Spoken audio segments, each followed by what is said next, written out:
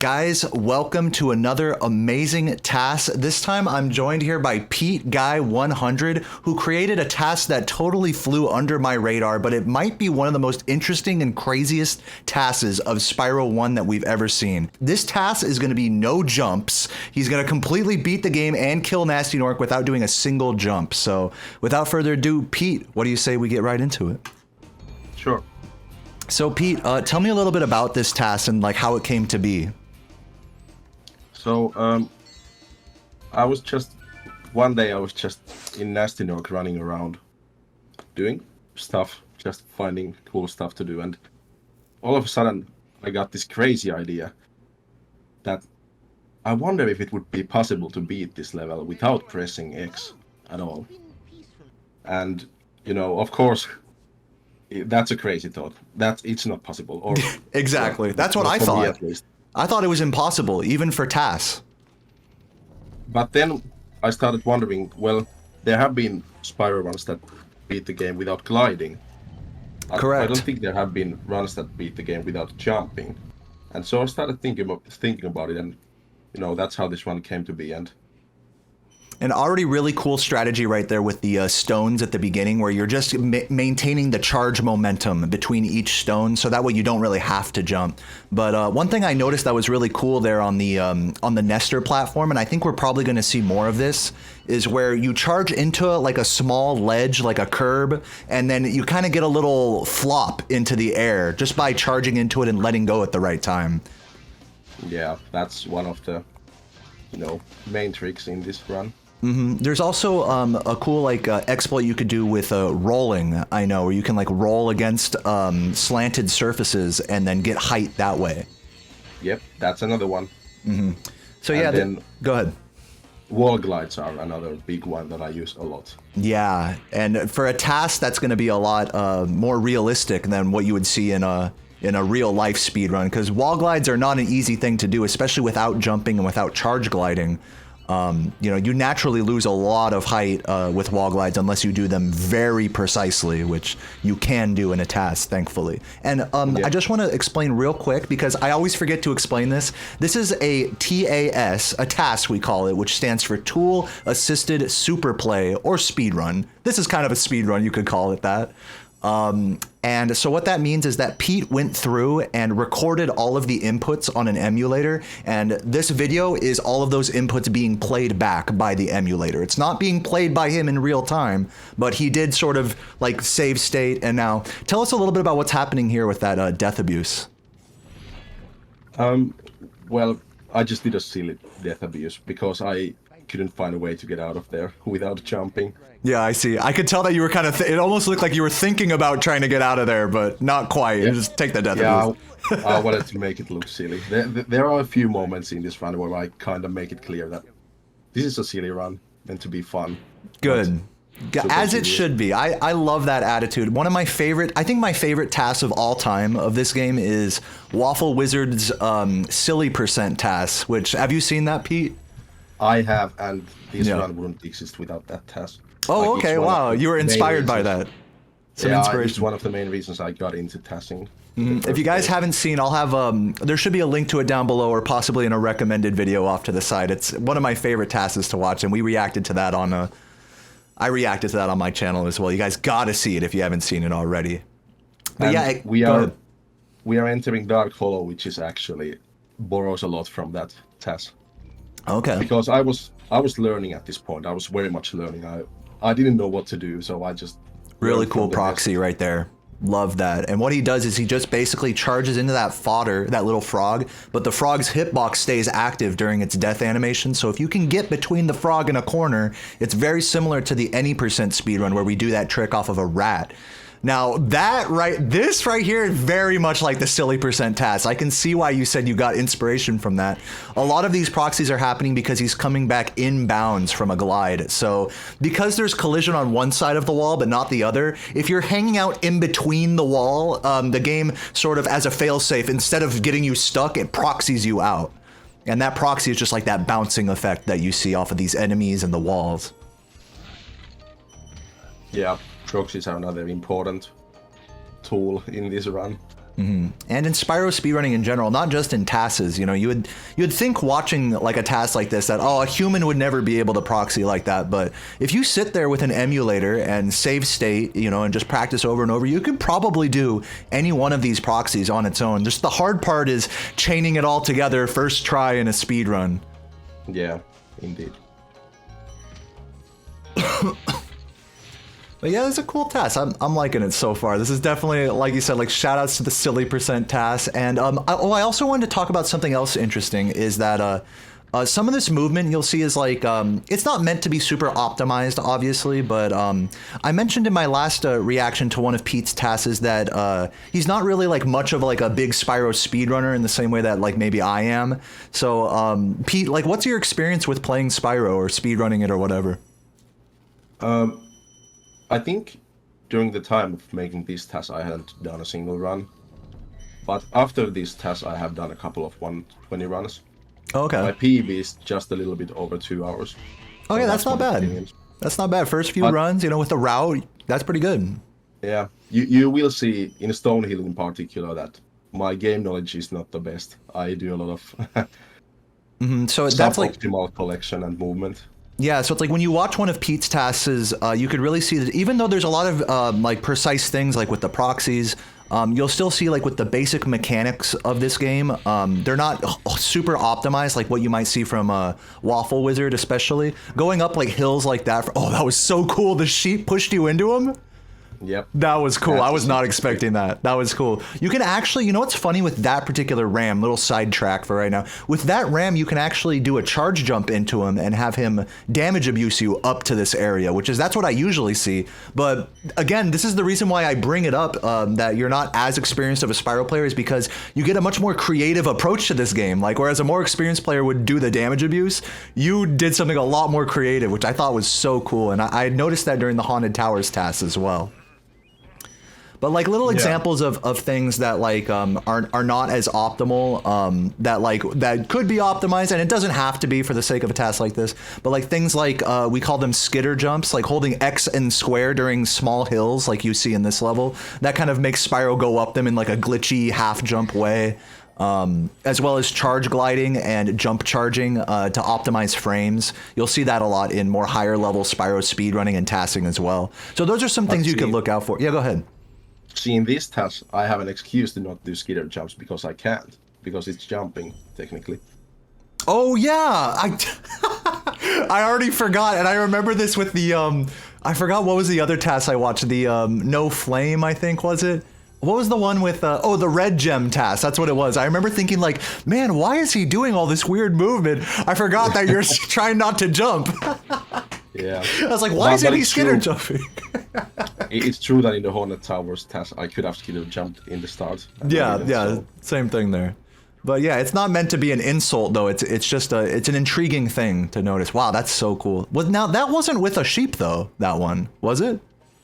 Yeah, it was a sheep. Oh, it was. I just missed it. Okay. Squeezed between the ram and the sheep. That's so cool. I love that. Yeah, we call that a squeeze proxy. You know, there's different kinds of ways you can get proxies in this game, as well as with any Spyro game. But in Spyro 1, it's mostly going to be either getting stuck inside of an enemy hitbox or inside of a wall, like I was mentioning earlier, or getting squeezed between an enemy and a wall, or two enemies, or a fodder, or something like that. So those are the main kinds of proxies you'll see, but they vary a lot because like one of the ones we saw in Dark Hollow was he charged on an enemy, like one of those little fat guys with the shield. He charged on it and then was like partially in the hitbox, but also getting pushed by the enemy as it died. So there's like little crossovers with the different types of proxies that you see, and it's kind of cool to deconstruct them and ask like, why does that proxy work? Why did that happen?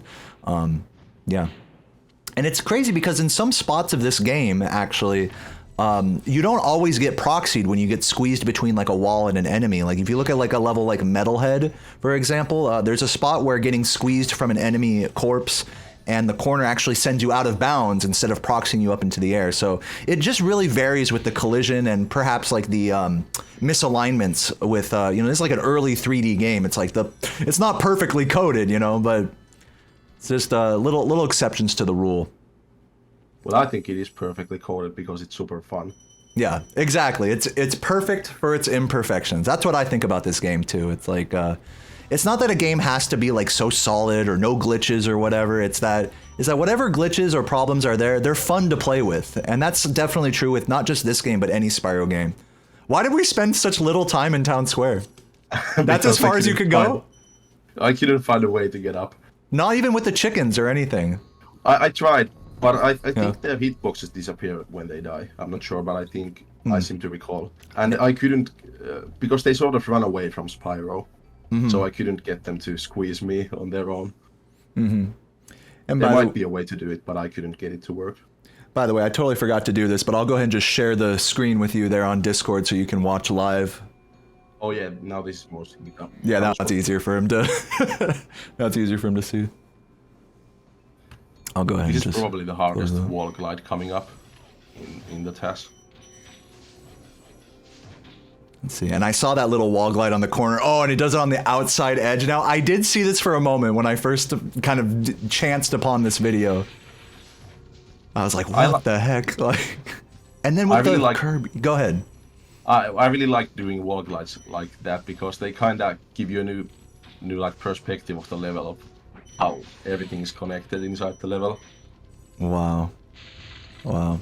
And a lot of collection here as well, I'm noticing. I mean, one thing is that even though he's this is a TAS and he's doing all the things he can, he still has to get 6,000 gems before the end of Dreamweavers. So, yeah, and I'm sort of doing a 120 inspired route in the beginning because I want to collect as much stuff as I can. Yeah. Because I wasn't sure. I was making most of the routing on the fly, so I wasn't sure if I was going to be able to collect gems in later levels at all. Mm-hmm.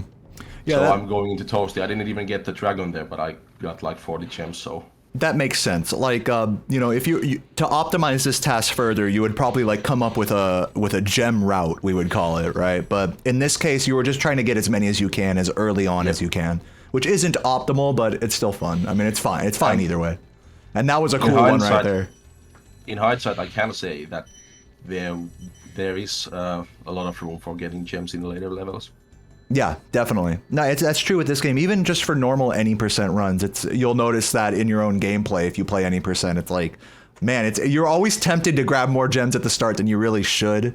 But yeah, like some of the proxies we saw there, I was kind of mentioning this towards the start of the run, like on the Nestor platform, you saw like the same thing there in the home world just now, where he runs up to sort of like a weird misaligned proxy, same thing right there, and he just lets go of charge at like the perfect time. And then what happens is he just sort of barely gets his head stuck in the collision, misalignment, whatever, and it just bounces him up that little bit that he needs to get up those edges. It's really cool. It's really cool to see that because that's like some real, like that same thing right there is what I'm talking about. And the wall glide's so satisfying. Like there's just something so beautiful about a wall glide like that. You're going to see a lot of those. A lot of what? A lot of wall glides. Yeah. Yeah. Like I get tired of wall gliding by the end of this. Yeah, I'll get tired of it. I mean, you know what? I won't because it's like, it's impressive because you're so limited by what you can do without jumping in this game. You know, it's one thing to do it without flaming or, you know, only get these or those gems, but to not jump, I mean, this game is completely designed around jumping. Like if you were to try, this would not happen if it weren't a TAS. Like I'm surprised that you were even able to TAS this because this game is so reliant on the jump mechanic just to get through the easiest points of the game.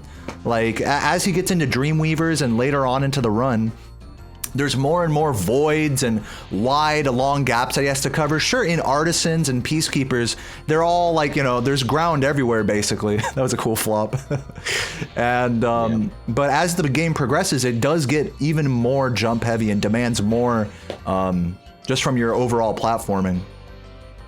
Yeah, the run from Beastmakers onwards was just brutal. I got stuck in almost every level for a good while.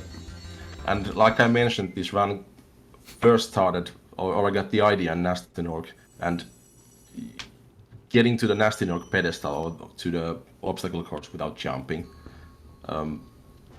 I didn't figure out the way to do it. I didn't know if it would be possible, so I was perfectly ready for the run to die at Nasty North. At Nasty. And you know what? That's really common, actually, with some of these more challenge runs like this. Yeah, Nasty I've watched Nork, a few yeah. of your challenge runs. Yeah, like Chargeless is really hard at Nasty Nork because, like, not only does Nasty, just the actual level of Nasty Nork require, you know, good platforming, for example, but it also requires fast timing. Oh, that's such a cool, like, getting all 4 of those like that. Oh, I love that.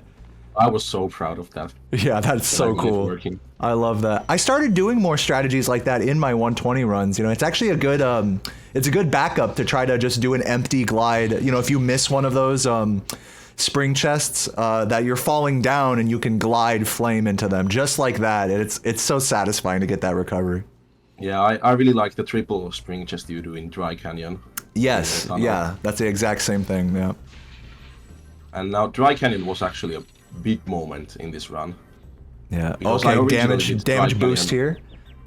Yeah. Very nice. Originally, I did Dry Canyon with only 2 dragons, but then I counted how many dragons I would need to enter Dreamweavers, and I realized I had to go back. And so Dry Canyon was like the turning point where I realized I gotta be serious about this. Yeah, there's very little room for you to skip things. Yeah, especially dragons. Yeah. Especially that's true, yeah.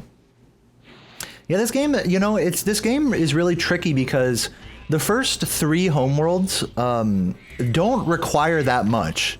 They require a few gems and a few dragons and a few eggs, and so the game tricks you into thinking that you don't need to collect that much stuff to get through it. But by the time you get to Beastmakers and Dreamweavers, it forces you to backtrack. I think it was designed so that it would force you to backtrack. I think that was like the intention behind that, those balloonist requirements. Yeah, probably. And so for a task like this where he literally can't collect certain things, oh, cool roll. I love it. No way, you're gonna go all the way up. No way. Yeah, it's a long one. No way. Oh, that's amazing. Oh, that's so cool. And you know, and in Vortex, they do go up there early, but they do the wall that's in the middle, like that little middle cylinder area. So they do the other wall to get up there. Yeah. As well as several damage abuses, but I just love that outer wall. I've never seen that before. It's such a cool, like, different perspective on the game after having played it so much. It's like, I've never seen the level from that perspective, that high up from that wall. So cool. Yep, it's fun. Yeah, that right there, what you did is a really cool thing. You can barely stand on those roofs right there, and so you could kind of do some funny like charge strats and funny backups on those if you miss your jumps in a normal run. But here he has and there's our first real like one of the first real like roll strats we see. Just barely enough incline on that side of that stair to get up that. He probably wouldn't be able to get that otherwise without like a bigger wall glide earlier. Some of those rolls you can do are just ridiculous. Yeah, the rolls get really crazy. In fact, a lot of the most modern strategies that you see in this game are done with rolls, like, you know, things like the safe any percent strat with like the Nasty Nork tooth roll, I guess it's called. You know, it's these strats weren't found until like long into the game's like speedrun history. So the rolls are like one of those mechanics that have a lot of like hidden potential that was slept on for a really long time. Tone Wolf's already your favorite TAS. I'm loving it so far. This is a great TAS, Pete. Thanks. Yeah, I'm really proud of this. How long did it take you to make this?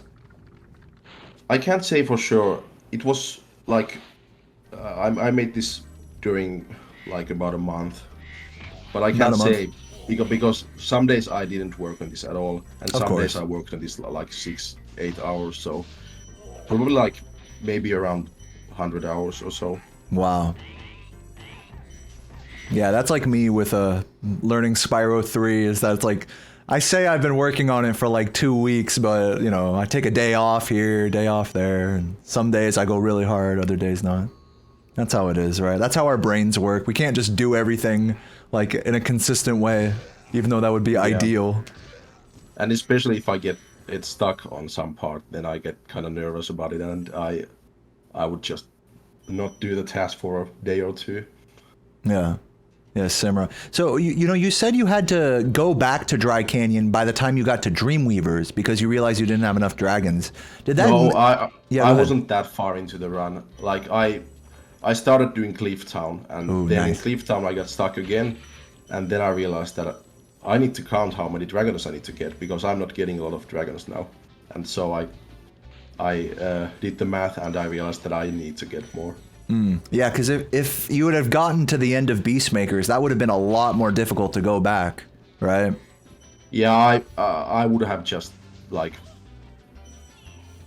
I would have gone back in the game. I wouldn't have remade the task all over again because you have to remake the task. For those who don't know, Yes. like there are small RNG things in the game that if I changed a little thing in this task in the past, it would change everything in the future. Exactly. There's not a lot of RNG things like that, but one of the RNG things like that is the fodder movement. But just in general with tassing, you got to remember that it's not necessarily a video like that he made. This is like the inputs are being played back. So Yep. if he changes inputs earlier, it's going to play the wrong inputs later. You know, it's like going back into the past and switching something in time. You know, it changes the future, right? So Yeah. the same playback wouldn't make sense for the inputs. Oh, so that's a juicy proxy. Very nice. That was the golden ticket to Cliff Town, that proxy. Yeah, that was you were stuck on that. Yeah, I was stuck on that for a good while. Yeah, Waffle Wizard does a proxy not on that same guy, but on one down below for his Vortex TAS. If you've seen I that. tried to replicate that in this run, and it's hard. It might be impossible to do without jumping, but even with jumping, it's hard. I tried to do it with jumping, and I couldn't. That was a cool slap right there. Yeah. Speaking of Vortex, they actually use that slap to do a similar kind of skip in actual human runs on this lady. They'll get her to slap him up into the second area there. Very weird mechanic, the slapped from the mamas, because they don't do damage, but they do have knockback. So when you're charging and you get, oh, that was a cool roll. When you're charging and you get knockback like that, it just suspends you in the air and then lets you continue after the knockback. It's very odd. The knockback effect is very, very weird. Yeah. Yeah, I know the people in my chat like a good mama slap. That's true. I did get revenge on the mama. Oh, you did? Yeah. It looks like you completely killed all of them, didn't you? I did. I just didn't get the gem from the last one because I couldn't get up there to the dragon without the slap. That's really, you know, I've never seen that before. You use the triangle button to look up at the bird, and then when you flamed, you still charged out of it in order to get the gem to home in. I didn't even know you could do that. Yeah, I had to do it because, you know, I can't jump. Yeah, exactly. Yeah, there is a lot of creativity here for sure. And as you guys can imagine probably in the chat is like, we're kind of touching on this a little. This isn't the only way to do it. Like, for example, with that bird strat right there, that was a really creative way of getting the bird. He could have just ran back and let the bird fly down and then get him, but he did a much more like interesting strat, which is why I think it's not about a task being optimal. It's about I think just like the little creativity like aspects of it like that. Like right there, like you don't need to do that, but that was tight. Like that's what I love about tasks like this. So cool. And then again on the corner. Again, right where two polygons come together like that. It's you let go of charge right before the bonk would happen, basically. And that's what causes those sorts of flops. Yeah, I learned during the making of this task, I got hypersensitive about all the spots where you can do that. Yeah, you really developed a sense for where you could do that. I would have liked to do the vortex strat here, but you know, it Requires a jump, yeah. Yeah, in Vortex, to those who don't know, the strat in that run is they just get a damage abuse that goes all the way like 100 feet into the air and goes straight to the end, but it does require a jump, which this task cannot do. Just to reiterate, we have gotten to this point in the game and have collected so many gems without a single jump. Like, that still blows my mind that he's able to, like, traverse so much of these levels. Like, I would think that in a level like this, that you're not going to be collecting as much stuff. But no, he's pretty much collecting most of the things in this level. Like, look at that, so and cool. in fact, I could collect more in this level, but it would require a lot of backtracking and doing stuff over and over again. Oh, it's so like in cool the the Shemp way this. fight, I could do it, but This is an awesome wall glide, and again, abusing that kind of coming. What is this? Is he stuck on top of the collision? What? that's a silly moment. I love What the those. fuck? That was tight. I And didn't you know can it was such stand a thing. there. Yeah, and I didn't know you could stand there. What the heck? It's like, you guys gotta remember, for me, it's mind-blowing because I've spent so many thousands of hours in this game. I never knew you could stand up there. Oh, cool slap too. Yeah, those slaps really reach like far and above and down, like vertically. They have a really wide hitbox. Man, that was so cool with like the coming back inbounds from the wall glide, but not all the way, so that way it proxies him upwards and then continues the wall glide. Oh, and then getting stuck on top of the collision of one of those walls, letting it push him back a little and then keep going. No, that's awesome. In an optimized TAS, you wouldn't see that. An optimal TAS would just do the fastest thing, but the fastest thing in this game isn't always like the most interesting thing, especially when it comes to TASing. Yeah, that's why I've made a lot of these. I made like 3 of these kind of not speedrun tasks because you can have fun. Yeah, I agree. It's about having fun. And that's why I just want to say a quick shout out to everyone on YouTube as well who's been watching these TASs. If you're watching on the YouTube channel right now, leave a comment down below with a T for TAS because you guys are awesome. I know you guys like watching these and I really like watching them too. So I'm glad to have an audience that's just as nerdy as me about this sort of stuff. Very cool way to get that yellow. That was awesome. I never even thought about going from the outer part like that. You could probably do an actual route like for 120% that does that. Might not be fast, but you could probably do it. I'm not sure if you want to do it for 120% because I think there are gems that you miss by doing it. Yeah. I don't know. I'm not sure. Oh. Or any percent. I know any percent grabs that gem, right? I think so. Nice wall glide, beautiful. Ice Cavern was one of the levels where this level wasn't giving me anything to work off of. No. Like the small snowball guys, their hitboxes disappear when they die. The big purple guys, their hitboxes are too big to do anything without a jump, so I couldn't do a proxy with them. They're on spots to wall glide. You know, there's nothing in this level, so I'm just... Yeah. Yeah, it's cool. It's cool to get your perspective into where you got stuck and where you didn't, and like what things gave you trouble. But you said, so this one was like kind of one of the harder levels, you'd say. Well, in a way, this level was kind of easy because I just knew there wasn't much I could do. So I'm not getting the 5th dragon here, as you might be able to see. Do you think it's possible to get into the inner cavern, like up those stairs there? You know, this game has so many hidden, or sort of hidden mechanics. It seems like it might be possible with some creative, tasking. It might be possible. It probably is possible, but it would take a lot of creativity and time to get there. Cool. Well, we're getting out peacekeepers. Yeah. Yeah. I mean, again, it's like you've only really did in the grand scheme, like working on a task for about 1 month, like you said. It's not a very long time, honestly. This is a cool way of getting those chests, by the way, without jumping. And yeah, like this is a fun moment. 1 month isn't like a super long time. I remember John Unfill made a 120% theory task, and he spent about a month on that as well. And he pointed out that like, hey, with more time, more optimizations could be found here. And a lot of like really highly optimized tasks, not only will they take like multiple months, maybe even years, but also they'll have multiple authors as well. So not just Pete Guy, but Pete Guy might be working with someone else like Nitroff and Zando, and then they all 3 make a task together. That's also like a common thing, not in Spyro, but just in tasking in general. So it speaks to how much like effort you could put into something like this. Yeah, I kind of wanted to finish this task relatively quickly because it was taking a lot of my attention. I was thinking about it a lot. Yeah. So I wasn't able to focus on other stuff as much as I would have liked to. Yeah, I hear you on that. Yeah, a lot of times like making a task like this is such a big undertaking that it's just it never gets done. I know like kind of there's a meme with there's a meme in Spyro tassing that Nitrovsky is going to make like a Spyro 1 TAS, and he's worked on like little bits of it over the years, but of like an any percent. He showed like a Magic Crafters, but then people start asking him like, hey, when's the TAS gonna be done? And then months turn into years, and he's like, if you ask me about the TAS, I'm prolonging it another month.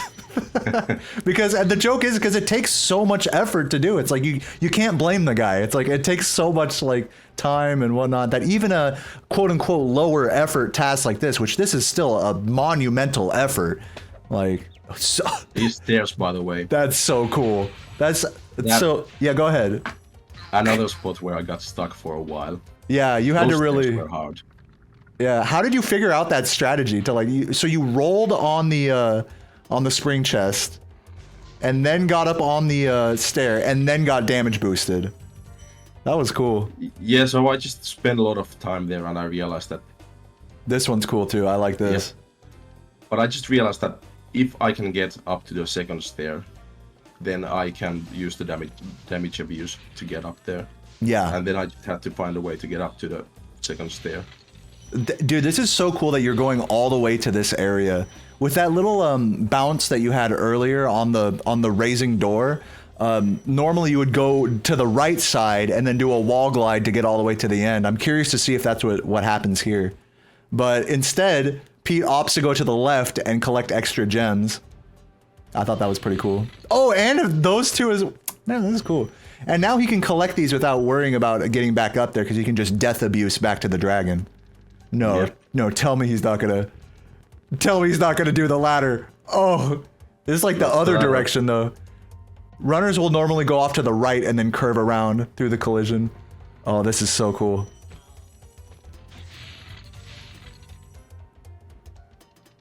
Man, that was cool. I spent quite a bit of time in this level coming up with different ways to traverse it and different routings. I like that you just did that for no reason. That was cool. Oh yeah, this is one of the rare like spots in the game that you can like just charge up the wall. Not many spots in the game are like that, but yeah, Wally found that like a long time ago. I don't know if he found it, but I first saw him doing it like in a weird like alphabetical dragons run. He like routed that in. I was like, what the heck? This is a very weird. This is such a wacky level. I think for a TASer, this is a pretty fun level. This is probably one of them. Oh, let me see. Oh, nice. Barely catching that. Yeah, I remember Laura doing a lot of work with that roll as well, testing it for any percent. So some of these strats that you're seeing here are not TAS only. In fact, very few of them are TAS only. Wow, that was cool. A lot of this is very doable on its own. Yeah. It's just like you said, stringing it all together is the hard part. Exactly. There are a couple of tricks. Like even supercharged sharp turning aside, there are a couple of tricks that would be very hard RTA. Yeah. But most are quite doable. That was really cool that you blew up the box like as the chest was going down or as the ledge was going down, and then you looked at it just to make the gem fall for further. I thought that was cool. Yeah. It's like a whole nother way of looking at the game. Like, that's what I love about it. It's not just that there's cool damage abuses or cool proxies and stuff, but just like, oh, let's make this gem fall a little extra further. Let's make this thing go a little longer. Kinda cool. This was a journey of discovery for me too. I discovered all those little things. You can hit that guy on top of the... I didn't even know that. I'm learning so much about this game right now. That makes sense, but like, I thought there was no way you could hit the guy on top like that. There's no reason to do it like in a normal speed run. Yeah, normally, because when you go up there, like, it's hard to go up there without him jumping off. So that's so funny. All right, in Magic Crafters. Now, the cool thing here is that even though this is a jumpless TAS, it's not a chargeless TAS. So I'm interested to see what some of the supercharged strats look like. Yeah, on this upcoming supercharge, I kind of had my, normal RTA goggles on because I didn't continue this supercharge as long as I could have. And before anyone says in the comments or anything, it's like, oh, well, he's clearly jumping here. There's a mechanic with supercharging called auto jumping, basically, where if you like hit like a wall a certain way, like a slanted wall a certain way, or if you even are bouncing like on the ground a certain amount from coming out of the air, the game automatically makes Spyro jump during a supercharge. Yeah. That's actually a good discussion to have. Yeah, it's like, does that count as jumpless? So like technically this TAS is expressless, to be like more specific. Yeah, or jumpless. Yeah, X-less. X-less and sexless, just like me.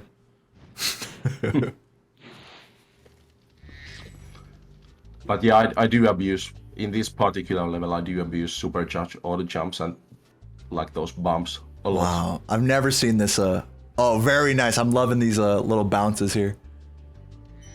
And still gets up on this ledge. Like, think of how much easier it would have been to just let the spider bite him and squeeze him up, like probably what's going to happen right here. But that was just so cool that he came from all the way out of bounds for that.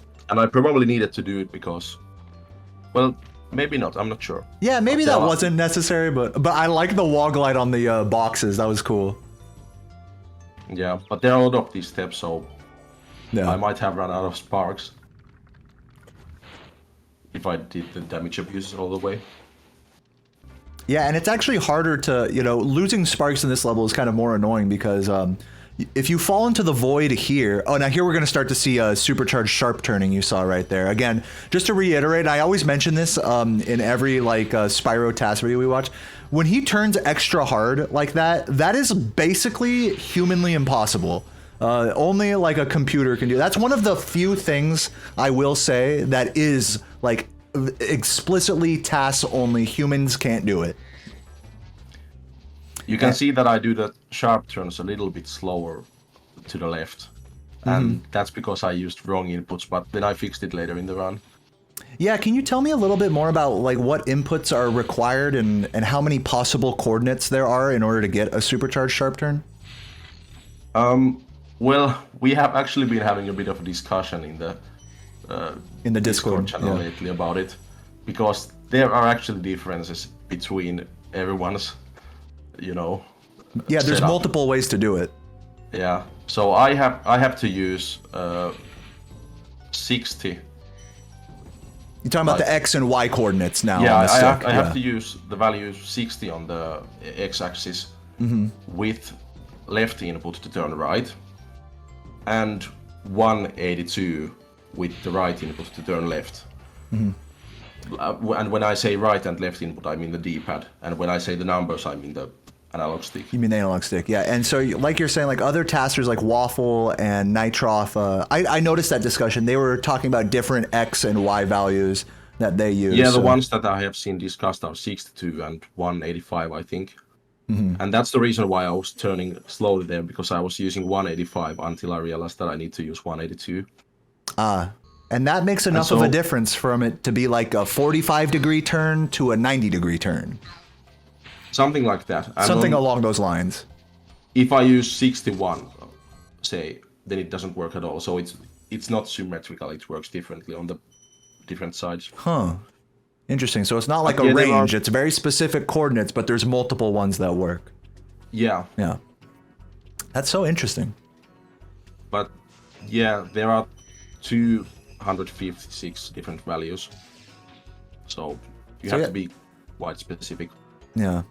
So when you think about like, you know, if we're thinking now about like optimizing a speedrun task, you know, an experienced tasker would have to decide between like, all right, I'm going to do the coordinate that makes him do the 90-degree turn versus the coordinate that makes him do the 45-degree turn. And that's like a whole different set of inputs.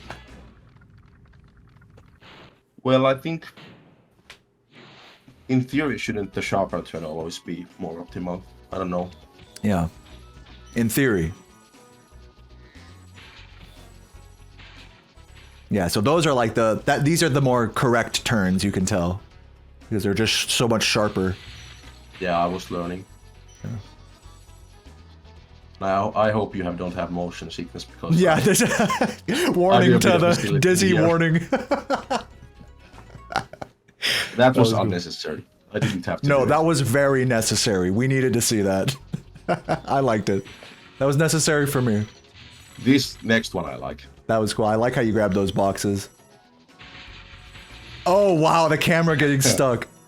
Yeah. And then again, cool. an auto jump there. There's actually a cooler strat that I could have done here if I had learned about it earlier. But instead How did you... So you glide by pressing X, right? So it's not even an X-less TAS. Yeah, it's not an X-less. Yeah. I only use X to glide or during menus and cuts. I see. Yeah, that makes sense. I mean, you have to... So that was my gliding is allowed, jumping. yeah.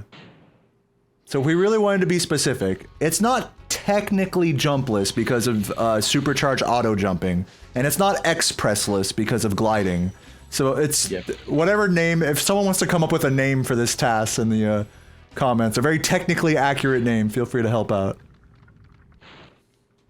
And the reason why I defined jumping that way was just to be as objective as possible. Yeah, jumping is like literally being grounded and pressing X, basically. Yeah, I didn't want to have any room for interpretation there. Mm-hmm.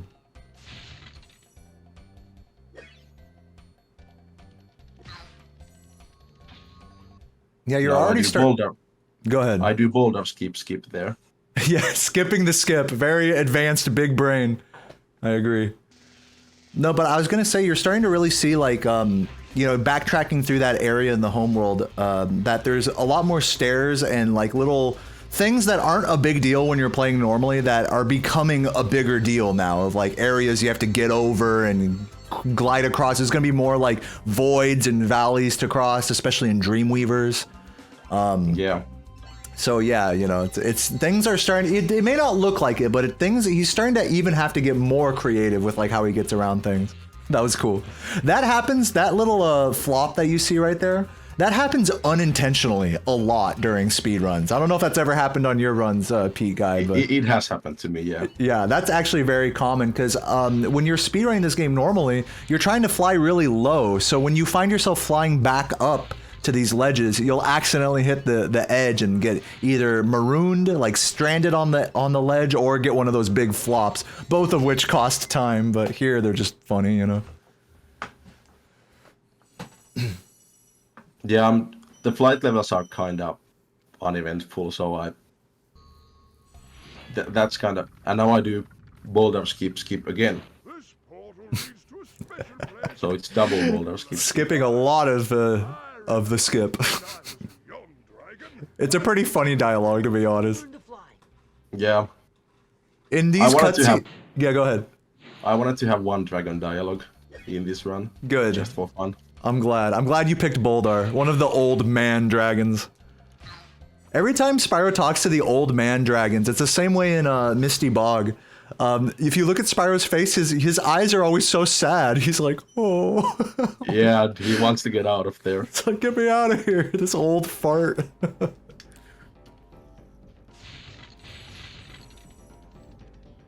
Ooh. Oh, okay. Yeah, so like getting up these ledges here, it's like, this is a challenge. Yeah. I had to reuse that trick. Mm-hmm. I don't do it a lot. Now let's see if we get any damage abuses here. Oh no, are we gonna do the wall glide all the way around? Oh, this is so sick. I've seen this in other TASs before. This is so cool. Yeah. Under the bridge?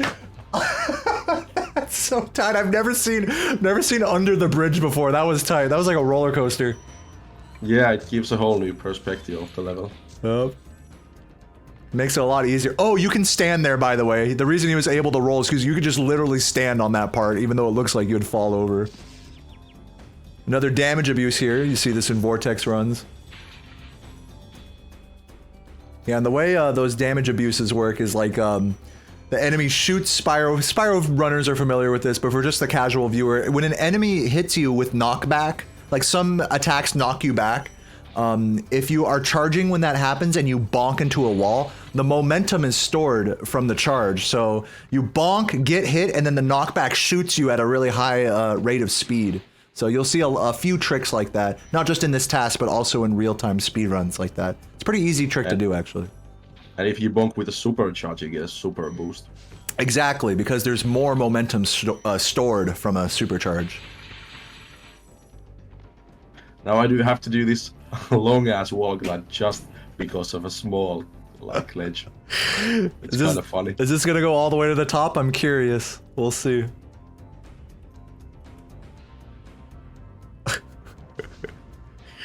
You had to do that. That was very important. Oh, barely making that glide too.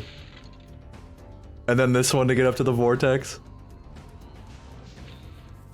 I want to see if you can get all the way to the top of this mountain. You probably can. Barely catching that second spring box right there with the edge of the flame. Flames in this game, they're not just one hitbox, but the tip of every like little beam of the flame is a hit. So there's like 6 to 8 hitboxes on each flame.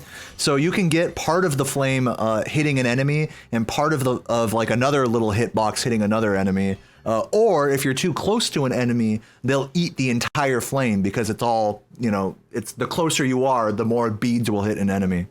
So it's crazy. Squish out in the chat.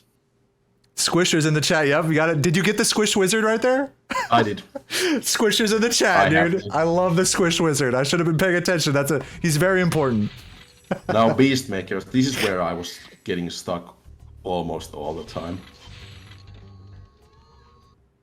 Funny thing about Terrace Village, I thought this would be easy because there's sort of the railing here at the beginning of the level. I thought I just need to get on the railing and then, you know, climb it, but it actually makes you roll. So I had to be a bit clever about it. Oh, okay. And they're gonna get another one? Huh. And I was watching like your runs and I before I got here and I was like, oh yeah, that railing's gonna make things easy. Yeah, and that railing wasn't quite as easy. Yeah, no, But, that seems like that's confusing. Like you'd think there would be like, you just go up the railing, it's easy, but no. So you said Beastmakers was one of the harder homeworlds. Like, why is that? I mean,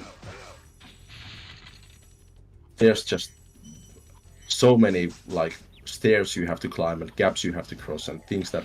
Yeah, you know, exactly. Kind of like what I was talking about earlier. That it's just the further you get into the game, the more gaps and stairs you just naturally, the more platforming that's required, basically. Yeah. So just naturally you get stuck more. But man, there is like opportunities like that for damage abuses a lot more here. So like that electricity, so cool. There were like spots where I get stuck here, or I got stuck. At this part? And then once I got out of there, then the level is easy. No. Okay, waiting for the cycle. Nice. I like seeing the frame perfect flame charges. Those are always like satisfying. Yeah, they are. I can't do flame charges RTA, so it's nice to have them at least in the TAS. You'll get them. Definitely does take some getting used to, and especially that it's like kind of different from each Spyro game to each Spyro game. To those who don't know, we're talking about a technique where normally when you flame an enemy, the gem pops up into the air. It doesn't home in. So the way you make a gem home in from a flame is that you charge into the enemy with a very specific timing and spacing. So you have to be like kind of close to the enemy, sort of off axis from it. And every enemy has its own hitbox, which makes every enemy's flame charge different. So that's like one of the kind of deeper layers to Spyro speedrunning that I find a lot of fun is getting good, like learning what enemies you can and can't flame charge, and then optimizing your movement around the enemies that you can flame charge. So anytime we talk about flame charge, that's what we're talking about. And like I said, it's different in every Spyro game across every single enemy. So just one of those hidden bits of depth to this game that I think make it so fun as a speedrun. Very cool. You gotta love that. Yeah, I did go into Metalhead because I couldn't figure out a way to do the normal 120 route where you go into, you know, Wild Flight and Misty Bog. Mm-hmm. So I do this homeworld kind of backwards. I see. Yeah, we haven't gone to Treetops or Misty Bog or Wild Flight yet. So this is like very out of order. And this was the only homeworld apart from Dreamweavers coming up next, where I had trouble like traversing the home world itself. Yeah, Dreamweavers is a particularly difficult one if you try to do a no-jump challenge just without TAS. Because there's actually a very popular video on YouTube, I'm sure a lot of you guys have seen, by New Game Plus, where he got stuck in the Dreamweaver's homeworld. But it is possible. One thing I want to note actually about, or pardon me, I said it wrong. It's no glide what he did. He did no gliding, and so even with no gliding, you can't. It's hard to get past some of those voids in the homeworld there in Dreamweavers. But yeah, and yeah, Dreamweavers actually has the hardest trick in this run, the one that I got stuck for days. For days you were stuck. Yep. Wow. What levels were you the most stuck on? The 3 coming up next. Treetops, Misty Bog, and Dreamweavers. I'm interested to see Treetops. Treetops is always a crazy one in the TASs. Yep. It is interesting. I'm wondering, do you go for the key here? Yes, you do. Very cool. I love that. Then just damage abuse back. Yeah, I get a weird cycle now on this respawn. And the next 2 guys. And he does keep the key during that death right there as well, so that's why it's totally fine that he did that. Makes it easier for him to get back.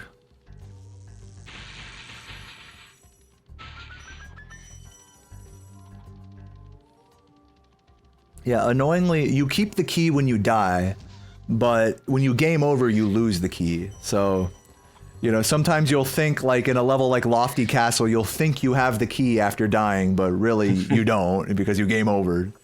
So, and that's a really annoying level to have to get the key again. It's at the top of the tower, you know.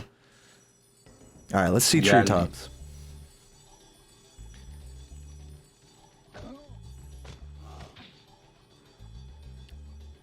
So this level was all about getting to the sort of the main supercharge place. Yeah, that was your focus here, was just getting to the supercharge, yeah. And I knew after I got to the, like, not this supercharge, but the other place. So I knew once I got there, the level was pretty much done, but getting there was... I didn't know you could hit that guy there. I thought he was invincible at that part. I thought so too. You thought so too? Yeah, yeah, that turns out you can. News to me. So cool.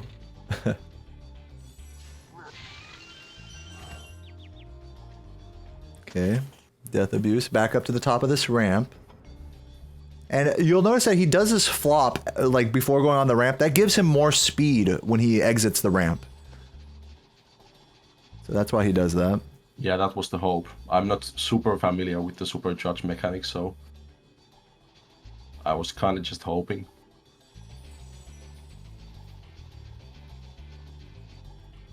In PAL you can kill. Is this the PAL version? No, this is NTSC. Okay. Of course, as a child I used to play PAL, because, you know... Because you're from Finland. Yeah. Yeah, shoutouts to Finland, by the way. That's where Pete is from. Yep. As well as several other runners. I know Leppy and Z-Bang and others. Finnish Spyro gamers. So yeah, we made our way here, and now the rest of the level is quite easy. Yeah, that was the big challenge, was getting to that area. That was really cool. And then you can hit that from below. Wow, that's so cool. I like that. Yeah, you can just charge through that little part of the fence right there, but you need to be at the exact, not exact, but like a generally, approximately right angle to get that. And that was really cool that he was able to stop right on the ledge after going through the fence. That's not easy to do. I tried to do the casual route there, but I couldn't get enough height. It might be possible, but I couldn't get it, so I had to figure out another way.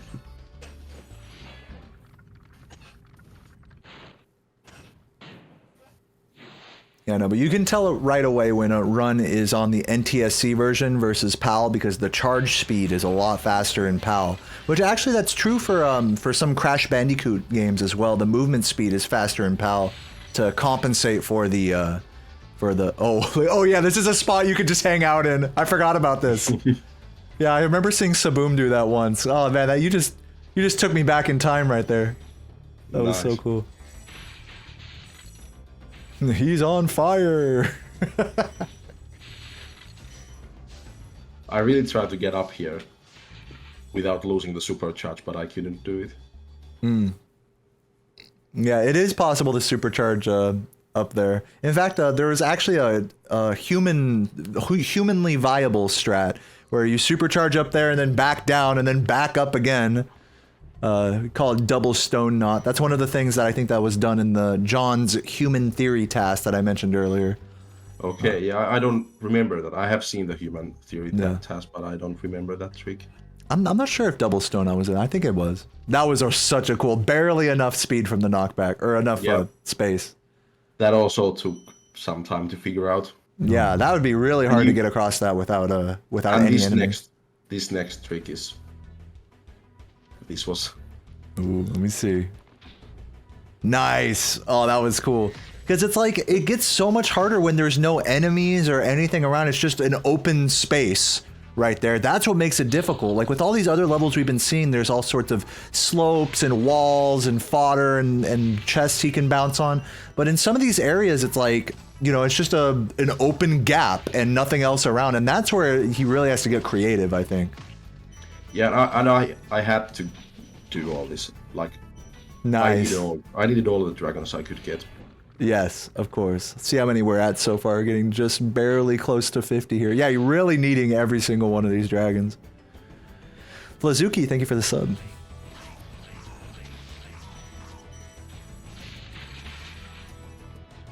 Nice, the rolls. Rolls coming in so much handy here. Oh, okay. I didn't even know that. I didn't know you could wall glide on that. That's too ridiculous. I wanted to get those gold spring chests so The bad. perfect flame right there. That was a frame perfect flame, I believe, right? Yeah. Yeah, you flame right as he eats you, and then you get away with it. That is not easy. I've never done that before. Yeah, and when you're up against the wall, I think the enemy's hitbox kind of causes you the proxy there. Ooh. That was cool.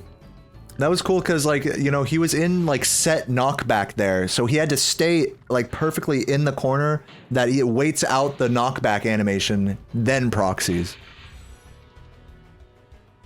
So we got to 50 dragons. There are actually 2 dragons that I skip, one in Misty Bog and one in the home world. Mm-hmm. So I didn't need to get those, but yeah, I see. It was still a hard-fought battle. Yeah, hard fought. I believe it. No, and then getting across, like, how do you get to that, to where that dragon was right there? I mean, that would be such a challenge just in itself. You'd have to, you'd use the hog, right? Yeah, but when you come out of Misty Bog, the hog despawns. It dies, so yeah, the routing becomes important there.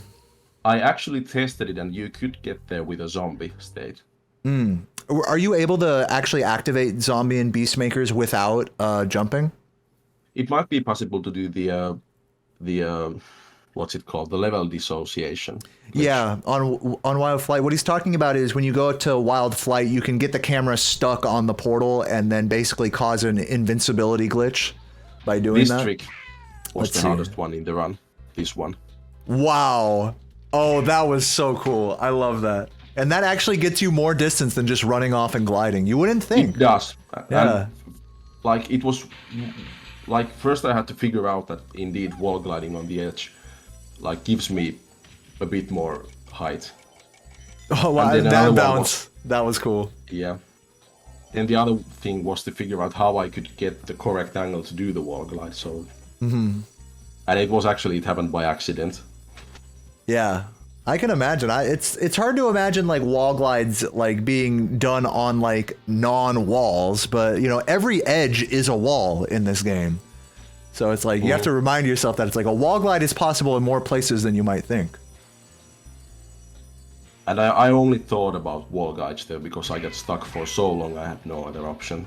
And see, even just that small, like little, like part of the river right there, he could barely get across that. Oh, this is so cool. Wow, the camera's getting so far away. I wonder why that happens.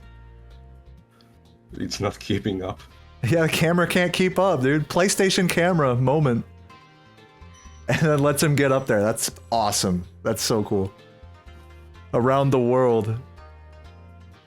Yeah. And now I'm finally in Nasty's world, and I was ready for the run to end here. I mean, but it really didn't take you too long. We're currently at around an hour into the video right now, and so the run length, probably the run time's around like 56, 57 minutes. So for a no jump run, I mean, I'm pretty impressed by that. Wow. And then using the rat there to get up there. And as you guys know, Days Bag of Bones has all sorts of different like rats and squeezes and things like that to get up there. What made you choose that particular version of rat versus something else? Were you kind of choosing between different things there? I tried to do another rat. I tried to do the Days Bag of Bones nothing rat where he just rolls up against the rat. You could do a rat roll. That's right. That's right. But then I ended up getting that, and I was like, okay, this is good enough. Oh yeah, that is. By this time, no. Again, think about it from like the actual from Pete's perspective. He has actually been like working on this for about like a month by this point. This is such a cool wall glide. I love this. Yeah. So yeah, you could understand where he just wants to just kind of get done with it by this point. That's how I'm feeling learning Spyro 3. Yeah, I really did want to get done. Yeah. This is awesome. I'm here for it. If you do another lap, I'm ready for it. Oh, you can go through that. Yeah. Now this is crazy because Nasty Nork isn't active yet. You can just hang out. Oh, what? That was such a surreal moment. Like, if you had no idea where I was going with that wall glide, then I don't doubt you because I had no idea. I was just trying to do something, and then it ended up working. I didn't realize. Did you get both of the keys or no? I did get both of the keys. Yeah, I think that's what allows Nasty to start running, right? You have to get the second key. Yeah. You don't have to get the first key, actually. Oh, okay, just the second one. Interesting. I mean, you might as well grab both for how it is, but yeah. Yeah, and I'm not sure I could have skipped the first key in this run. Yeah. More wall glides. You gotta go out of bounds to the lava area. It's kind of surprising how much collision there is on some of this, like, higher up. Like, look, you wouldn't think there'd be, like, actual collision there, but there is. Yep. There's a lot of spots in this level where there isn't, so... And then oddly, like, miraculously, there's no collision at the top of Nasty Nork's room, which allows credit skip to be possible. So it's really, it's like the speedrun gods smiled upon us with this level. They really did. Yep.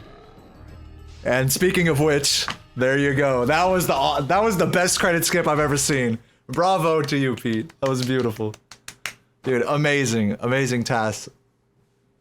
Are there any like little final words or final thoughts you wanted to give about this TAS before I conclude here?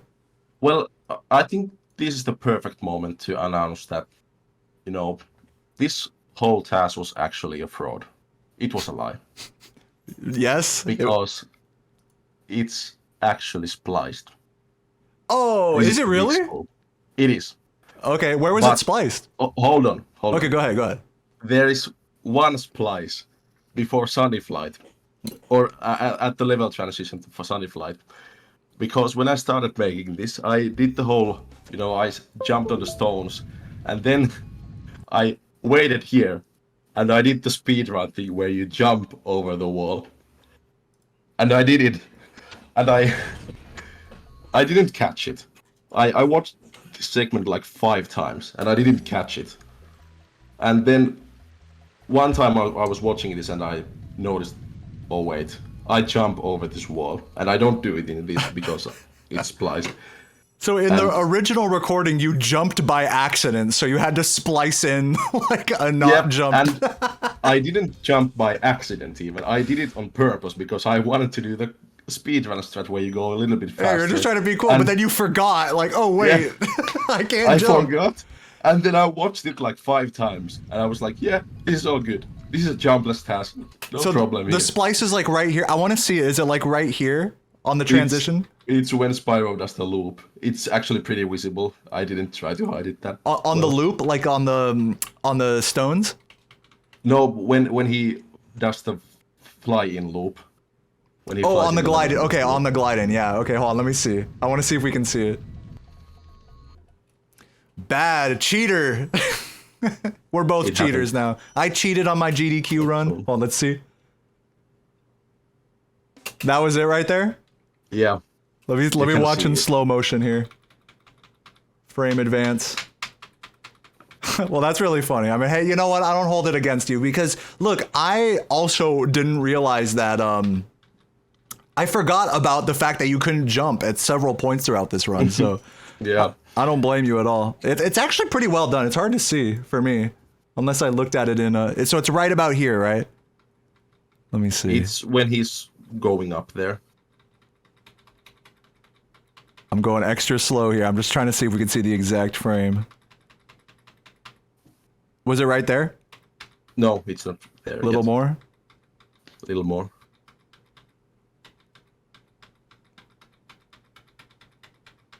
Tell me when to stop.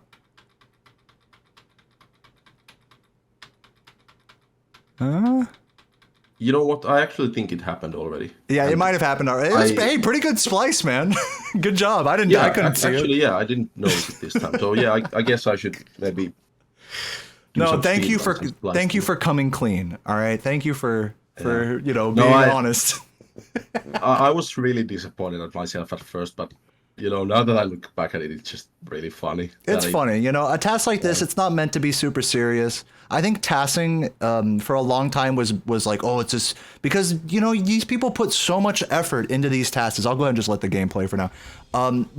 People like Pete, people like Nitroff, Waffle, and everyone else who tasks put so much effort into it that it's like it starts to become this very serious thing that like you submit your run to task videos and they have to approve it, where you know a task like this that's just meant to be fun and silly, it's like you don't see very often. So tasks like the silly percent one and tasks like this one by Pete showcasing some of the more silly, fun, like not speed run or super optimized focused things. It's not about that. It's about just having a good time, and that's exactly why we play the game in the first place, right?